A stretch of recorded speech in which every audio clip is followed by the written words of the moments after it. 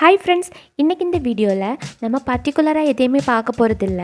நம்ம சப்ஸ்கிரைபர்ஸ் நிறைய டவுட்ஸ் கேட்டிருக்காங்க. அவங்களுக்கான டவுட்ஸை எல்லாமே நான் இதில் கிளியர் பண்ணிக்கிறேன்.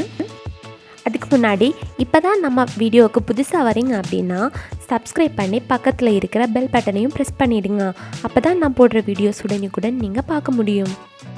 ஃபஸ்ட்டு நம்ம பார்க்க போகிறது கேக்கோட ப்ரைஸிங் தான். இதுக்கு செப்பரேட்டாக நான் ஒரு வீடியோ போட்டிருக்கேன், இருந்தாலுமே இதுலேயுமே நான் ஷார்ட்டாக சொல்லிடுறேன். ப்ரைஸிங் இன்னொரு ஆளை நம்ம காப்பி பண்ணி எல்லாம் கோட் பண்ண முடியாது. நம்ம ஊரில் நம்ம வாங்குகிற பொருட்களை வச்சு தானுங்க நம்ம ப்ரைஸ் கோட் பண்ண முடியும். ஒவ்வொரு ஊர்லேயுமே பொருட்களோட ரேட்டு டிஃப்ரென்ஸாக தான் இருக்கும். அந்த வகையில் நமக்கு பொருட்கள் எப்படி கிடைக்குது அதை வச்சு நம்ம மேனேஜ் பண்ணிக்கலாம். கேக் பேக்கிங்கில் பிகினராக இருக்கிறீங்க அப்படின்னா கண்டிப்பாக இது ஒரு பெரிய ப்ராப்ளமாகவே இருக்கும். நிறைய வீடியோஸ் பார்க்குறப்போ ஒருத்தங்க கம்மியாக சொல்கிறாங்க, இன்னொருத்தங்க அதிகமாக சொல்கிறாங்க. நம்ம கோட் பண்ணுறது சரியாக இருக்குமா, அந்த மாதிரியெல்லாம் நிறைய ப்ராப்ளம் உங்களுக்கு வரலாம். பட் இதையெல்லாம் நீங்கள் மைண்ட் பண்ணவே கூடாது.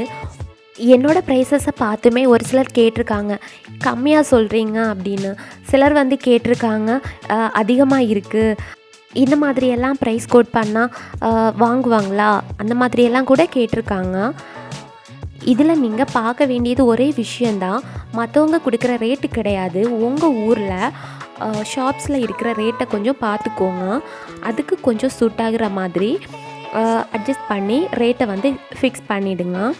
இதுலேயுமே நான் அந்த வீடியோலையே டீட்டெயிலாக சொல்லியிருப்பேன், நமக்கு எந்தெந்த பொருட்கள் நம்ம யூஸ் பண்ணிக்கிறோம் ஒரு கேக்குக்கு. அதில் பேக்கிங்லேருந்து பேக்கிங் வரைக்கும் எல்லாமே அதில் இன்க்ளூடட் தான். அதுக்கு எவ்வளோ ஆகுதோ அதை அப்படியே டபுளாக போட்டுக்கோங்க. அப்போ உங்களுக்கு அது ஓரளவுக்கு சரியான ப்ரைஸாக இருக்கும். மற்றபடி சேனலில் இந்த மாதிரி ஒவ்வொருத்தங்க சொல்கிற ரேட்டை வச்சு நீங்கள் கன்ஃபியூஸ்ட் ஆகக்கூடாது. ஏன்னா அவங்க வெவ்வேறு ஸ்டேட்டில் இருப்பாங்க, வெவ்வேறு டிஸ்ட்ரிக்டில் இருப்பாங்க, அதெல்லாம் நமக்கு சூட்டே ஆகாது. ஆனால் ப்ரைஸிங் கேட்குறது தப்பு கிடையாது, அதை நம்ம ஒரு ஐடியாவாக மட்டும்தான் எடுத்துக்கணும். ஓகே, இந்த மாதிரியெல்லாம் நம்ம ப்ரைஸ் கோட் பண்ணலாம் அந்த மாதிரி. மற்றபடி அதே தான் காப்பி பண்ணணும் அப்படியெல்லாம் பார்த்தோன்னா கண்டிப்பாக சேல் ஆகாது. சம்டைம் கம்மியான ரேட்டு ஒருத்தவங்க சொல்கிறாங்க அப்படிங்கிறதுக்காக நீங்களும் ரொம்ப கம்மியாக பண்ணிங்கன்னா உங்களுக்கு ரொம்பவே ப்ராஃபிட் லாஸ் ஆகிடும். ஸோ உங்கள் கேக்குக்கான ப்ரைஸை நீங்களே தான் கோட் பண்ணிக்கணும், அதுதான் சரியாகவும் இருக்கும். ஃப்ரெஷ் க்ரீம், பட்டர் க்ரீம் ரெண்டுக்குமே சேம் ரேட்டு கிடையாது. நம்ம பட்டர் க்ரீம் கேக்குக்கு ஃப்ரெஷ் க்ரீம்லேருந்து 1 கிலோவுக்கு 100லேருந்து 200 வரைக்கும் ஜாஸ்தியாக கொடுக்கலாம். அதுவுமே உங்கள் ஏரியாவில் இருக்கிற ரேட்டுக்கு தகுந்த மாதிரி நீங்கள் பார்த்து கோட் பண்ணிக்கலாம். தென் அடுத்து முடிஞ்ச வரைக்கும் பேக்கிங் மெட்டீரியல்ஸ் எல்லாமே ஷாப்ஸில் பர்ச்சேஸ் பண்ணிக்கோங்க. ஆன்லைன்லலாம் ரொம்ப ரேட்டாக தான் இருக்கும். ஷாப்ஸில் கிடைக்காத பொருட்களாக இருந்துச்சுன்னா ஆன்லைன்லேயே வாங்கிக்கலாம். இதையே நான் சொல்கிறேன் அப்படின்னா நானுமே மேக்ஸிமம் எல்லாமே ஆன்லைனில் தான் வாங்கிப்பேன். பட் எனக்கு பக்கத்தில் ஷாப்ஸ் கிடையாது, கொஞ்சம் லாங்கில் தான் இருக்குது, என்னால் போய் வாங்கிக்க முடியாது. ஸோ அதனால தான் நான் அந்த மாதிரி பண்ணிக்கிறேன். ஸோ உங்களுக்கு ஏரியாவில் பக்கத்தில் வாங்க முடியும் அப்படின்னா கண்டிப்பாக ஷாப்லேயே பர்ச்சேஸ் பண்ணிக்கோங்க. இதெல்லாம் பார்த்துமே நம்ம ஃபிக்ஸ் பண்ணால் கூட ஷாப்ஸ்லேருந்து வாங்குகிற கேக்கை விடையும் ரேட்டு அதிகமாக கூட வரலாம். அப்படி வந்துச்சுன்னா கூட நீங்கள் குழப்பிக்க வேண்டாம், அதே ரேட்டையே நீங்கள் ஃபாலோ பண்ணிக்கலாம். பட் கஸ்டமர்கிட்ட நீங்கள் அதை கன்வே பண்ணிக்கலாம். ஒரு சிலர் புரிஞ்சுப்பாங்க, சிலர் புரிஞ்சிக்க மாட்டாங்க. அது நம்ம ப்ராப்ளம் கிடையாது. நீங்கள் உங்கள் பிஸ்னஸை ஒரு பிரின்சிபலோட மூவ் பண்ணுங்கள். கண்டிப்பாக ஃபஸ்ட்டில் இல்லைனாலும் போக போக கண்டிப்பாக ரீச் ஆகும். ஸ்டார்டிங்கில் இந்த மாதிரி ஸ்ட்ரகிள்ஸ் எல்லாம் நிறையவே வரும். நம்ம இதையெல்லாம் மைண்ட் பண்ணாமல் அதை தாண்டி போயிட்டே இருக்கணும். அப்போ தான் நமக்கான ஒரு ஃப்யூச்சர் கிடைக்கும். நம்ம பார்க்க வேண்டியது 3 விஷயந்தான். நம்ம செய்கிற கேக் குவாலிட்டியாக, ஹைஜீனிக்காக, டேஸ்டியாக இருக்கணும். இது 3 தான். அதுக்கப்புறம் மற்றவங்களையெல்லாம் பார்க்க வேண்டிய அவசியமே இல்லை. விருப்பப்பட்டால் வாங்குவாங்க, இல்லைன்னா வாங்க மாட்டாங்க அப்படின்னு தான் நாம் நினைக்கணும். அப்போ தான் அதை தாண்டி நம்ம அடுத்த ஸ்டெப்புக்கு நகர முடியும். அடுத்ததாக நம்ம பார்க்க போகிறது ஆர்டர்ஸ் எப்படி எடுத்துக்கிறது. ஒரு சிலர் கேட்குறீங்க, ரெகுலராக நம்ம எப்படி ஆர்டர் எடுத்துக்கிறது அந்த மாதிரி. ஸ்டார்டிங்கில் இருக்கீங்க அப்படின்னா கண்டிப்பாக ரெகுலர் ஆர்டர்ஸ் கிடைக்காது. போக போக தான் அந்த மாதிரி ரெகுலர் ஆர்டர்ஸ் வந்து நமக்கு கிடைக்கும். ஃபஸ்ட்டு வந்து நம்ம ரீச் ஆகணும். அதுக்கு என்னென்ன செய்யணுமோ அதை செய்யுங்க. நான் ஆல்ரெடி கெட் மோர் ஆர்டர்ஸ் அப்படிங்கிற ஒரு வீடியோ போட்டிருக்கேன். அந்த வீடியோ பார்க்காதவங்க அதோட லிங்கையுமே நான் டிஸ்கிரிப்ஷனில் தரேன், செக் பண்ணி பார்த்துக்கோங்க. அதுலேயே நான் நிறைய டிப்ஸ் எல்லாமே சொல்லியிருப்பேன்.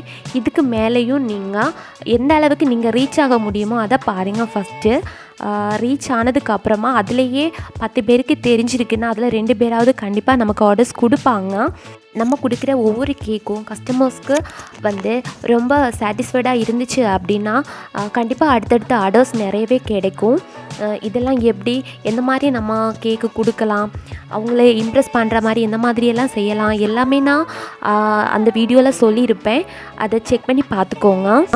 ரீச் ஆகுறதுன்னா சும்மாவே நான் கேக் செய்கிறேன் அப்படின்னு சொன்னால் மட்டும் அது வந்து யாரும் அப்படியே மைண்ட் பண்ண மாட்டாங்க. ஸோ நம்ம என்னென்ன பண்ணுவோம், அப்படி நம்மளால் என்னென்ன செய்ய முடியும் அப்படிங்கிறத ஒரு லிஸ்ட்டு போட்டுட்டு அதை ஒரு கேட்லாகாக நம்ம ரெடி பண்ணிவிட்டு அதை வந்து ஒரு போஸ்ட்டாக எடுத்து நம்ம ஃப்ரெண்ட்ஸு, நம்ம ஃபேமிலி மெம்பர்ஸ் இந்த மாதிரி யார்கிட்டையாவது கொடுத்து அதை கொஞ்சம் ஷேர் பண்ண சொல்லலாம். இந்த மாதிரி செய்கிறப்போ அதே டைமில் சம்டைம் யாருக்காவது பர்த்டே வரலாம். அப்போது ஓகே நம்ம இவங்கக்கிட்ட ட்ரை பண்ணி பார்க்கலாமே, அந்த மாதிரி கூட சம்டைம் ஆர்டர்ஸ் கிடைக்கும். இந்த மாதிரி நமக்கு ஃபஸ்ட்டு ரேண்டமாக தான் ஆர்டர்ஸ் வரும்.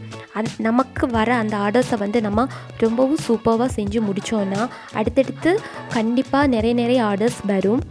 கண்டிப்பாக இந்த மாதிரி டிப்ஸ் எல்லாமே நீங்கள் ட்ரை பண்ணி பாருங்கள். பார்த்துட்டு உங்களுக்கு அது ஒர்க் அவுட் ஆச்சு அப்படின்னா கண்டிப்பாக எனக்கு கமெண்டில் சொல்லுங்கள். அடுத்ததாக வந்து ஒரு சிஸ்டர் கேட்டிருந்தாங்க, கேக்கு வந்து பேக் பண்ணி எடுக்கிறப்போ நல்லா தான் இருக்குது, அப்புறமா வந்து அது ஸ்டிக்கி ஆகிடுது அப்படின்னு. கப் கேக்கு, ஸ்பாஞ்ச் கேக்கு எல்லாமே அந்த மாதிரி தான் இருக்குது அப்படின்னு. சேம் ப்ராப்ளம் எனக்குமே ஸ்டார்டிங்கில் ரொம்ப நாள் இருந்தது. பட் எனக்கு அப்போது இதோட சொல்யூஷன் கிடைக்கவே இல்லை. நல்லாவே சர்ச் பண்ணி பார்த்தேன், பட் எனக்கு அது கிடைக்கல. அப்புறமா வந்து நானாகவே மாற்றி செஞ்சு அதுக்கான சொல்யூஷனை வந்து நானே தெரிஞ்சுக்கிட்டேன். அதை தான் உங்ககிட்டே ஷேர் பண்ணிக்கிறேன். இப்போது இந்த ஸ்பாஞ்சு கேக்கு செய்கிறீங்க அப்படின்னா அது ஃபஸ்ட்டு வந்து நல்லாவே தான் இருக்கும். அது கூலானதுக்கப்புறமா கண்டிப்பாக வந்து அது வந்து கொஞ்சம் ஸ்டிக்கியாக தான் இருக்கும். அது நம்ம சேர்க்குற சர்க்கரையினால தான், அது வேறு ப்ராப்ளம் கிடையாது. சர்க்கரை வந்து உருகிக்கிட்டு இருக்கிறப்போ கொஞ்சம் ஒட்டிக்கிட்டு இருக்கும் இல்லையா, அதே மாதிரி தான் நம்ம அதில் சர்க்கரை சேர்த்துருப்போம்ல, அதோட ரியாக்ஷன் தான் அது. ஸோ ஸ்பாஞ்சு கேக்கு வந்து நம்ம ஐசிங் பண்ணுற டைமில் அது அந்த மாதிரி ஒட்டிக்கிட்டு இருந்துச்சுன்னா லைட்டாக வந்து நைஃப் வச்சு நம்ம அதை வெளியே எடுத்துடலாம். இல்லை கையால் கூட நம்ம அதை வெளியே எடுத்துடலாம். அது சூப்பராக அப்படி வந்துடும். அது ஒன்றும் ப்ராப்ளம் கிடையாது. இதே கப் கேக்குன்னா நம்ம ஃப்ராஸ்டிங் பண்ணாத ப்ளைன் கப் கேக்குன்னா கண்டிப்பாக அந்த மாதிரி இருந்துச்சுன்னா நம்ம அதை வந்து கஸ்டமர்ஸ்க்கு கொடுக்க முடியாது. அது அவங்களுக்கு பார்க்குறப்பவே அது ஒரு சாட்டிஸ்ஃபைடாக இருக்காது. ஸோ அதுக்கு என்ன பண்ணணும் அப்படின்னா, நம்ம ஆயிலுக்கு பதிலாக பட்டர் ஆட் பண்ணி செஞ்சு பாருங்கள். கண்டிப்பாக அதோட டிஃப்ரென்ஸ் உங்களுக்கு புரியும். இன்னொன்று வந்து கேக்கை வந்து நம்ம கூல் பண்ணுறப்போ காட்டன் கிளாத்து அப்புறம் வேறு ஏதாவது பொருட்கள் இந்த மாதிரி எல்லாம் எடுத்து மூடி வச்சிடக்கூடாது. அதுவே வந்து அந்த ஈரம்லாம் உள்ளாடி தேங்கி அப்படியே கேக் வந்து ஸ்டிக்கி ஆகிடும். நல்லாவே கூலானதுக்கு அப்புறமா வேணால் நம்ம ரேப் பண்ணி வைக்கலாம். நம்ம சர்க்கரை வந்து பீட் பண்ணுறப்போ எக்கோடு சேர்த்து பீட் பண்ணுறப்போ நல்லாவே பீட் ஆகுற மாதிரி பார்த்துக்கோங்க. அதில் க்ரம்ஸ் இருந்தாலுமே அது பேக் ஆகிட்டு அப்புறமா நம்ம கூல் பண்ணுறப்போ அது அந்த உருகிக்கிட்டு ஸ்டிக்கி ஆகிடும். ஸோ இதனால தான், இது வேறு ப்ராப்ளம்லாம் கிடையாது. இன்னொன்று வந்து மெஷர்மெண்ட்டு கிளியராக இருக்கணும். மெஷர்மெண்ட்டு கிளியராக இருந்து நம்ம கரெக்டாக அந்த ப்ரொசீஜர் படி செஞ்சோன்னா நல்லாவே அவுட்புட் கிடைக்கும். அடுத்தது வந்து ஒரு சிலருக்கு வந்து கேக் பேக் ஆகிறப்போ நல்லா கிராக் ஆகிடும். அது ஏன் அப்படின்னா, வெட் இன்க்ரீடியன்ஸை விடையும் அதிகமாக நம்ம ட்ரை இன்க்ரீடியன்ஸ் எடுத்துட்டோன்னா அந்த மாதிரி வரும். சர்க்கரையும் மாவு ரெண்டுமே அளவு வந்து கரெக்டாக இருக்கணும். அப்போ தான் நமக்கு கேக் வந்து கிராக் ஆகாமல் இருக்கும். ஆல்ரெடி நான் மெஷர்மெண்டெல்லாம் ப்ரீவியஸ் வீடியோவில் சொல்லியிருப்பேன். நம்ம மாவு எடுக்கிற அதே கப்பில் தான் சர்க்கரை எடுத்துக்கணும்.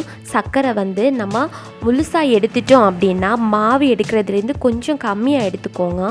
பொடி செஞ்சு எடுக்கிறீங்கன்னா மாவு சர்க்கரை ரெண்டுமே சேம் ரேஷியோவில் எடுத்துக்கோங்க. அப்போ அளவு சரியாக இருக்கும். அடுத்தது வந்து கேக் வந்து சிங் ஆகிறது அப்படின்னா சென்டரில் வந்து உள்வாங்கின மாதிரி இருக்கும். அது வந்து மாவை விடையும் சர்க்கரை நம்ம அதிகமாக எடுத்துக்கிறதுனால தான். இது ரெண்டுமே தான் மிஸ்டேக்கு. கிராக் ஆகுறது வந்து மாவு வந்து அதிகமாக இருக்கிறதுனால, சிங்க் ஆகுறது வந்து மாவை விடையும் அதிகமாக நம்ம சர்க்கரை எடுத்துக்கிறதுனால தான். இது மாதிரி ப்ராப்ளம்ஸ் எல்லாம் வராமல் கரெக்டாக நீங்கள் பார்த்து செஞ்சீங்கன்னா எந்த ப்ராப்ளமே வராது. நீங்கள் கேட்ட கேள்விகளுக்கெல்லாம் ஓரளவுக்கு கிளியராக பதில் சொல்லியிருக்கேன்னு நினைக்கிறேன். சப்போஸ் ஏதாவது சொல்லாமல் விட்டுட்டேன்னா கூட கமெண்ட் பண்ணுங்கள், நான் ரிப்ளை பண்ணுறேன். இல்லைன்னா அடுத்து வர வீடியோவில் நான் அட்டாச் பண்ணுறேன். தென் நிறைய ஃப்ரெண்ட்ஸ் வந்து நிறைய வீடியோஸ் கேட்டிருக்கீங்க. எல்லாமே நான் நெக்ஸ்ட் வீக்லேருந்து ப்ராப்பராக போடுறேன். இப்போது வெக்கேஷனுங்கிறதுனால குழந்தைங்களும் கூட இருக்கிறப்போ என்னால் வீடியோ எடுக்கிறது எடிட் பண்ணுறதெல்லாம் சரியாக செய்ய முடியலை. ஸோ அதனால தான் கொஞ்சம் டிலே ஆகுது. இது வரைக்கும் நம்ம சேனலை சப்ஸ்கிரைப் பண்ணி சப்போர்ட் பண்ணுற எல்லாருக்குமே ரொம்ப ரொம்ப நன்றி. தொடர்ந்து சப்போர்ட் பண்ணுங்க. இந்த வீடியோ உங்களுக்கு பிடிச்சிருந்தா லைக் பண்ண மறந்துடாதீங்க. புதுசாக பார்க்குறவங்க சப்ஸ்கிரைப் பண்ணி பக்கத்தில் இருக்க பெல் பட்டனையும் ப்ரெஸ் பண்ணிவிடுங்க. அப்போ தான் நான் போடுற வீடியோஸ் உடனுக்குடன் நோட்டிஃபிகேஷனாக வரும். Thank you and happy new year.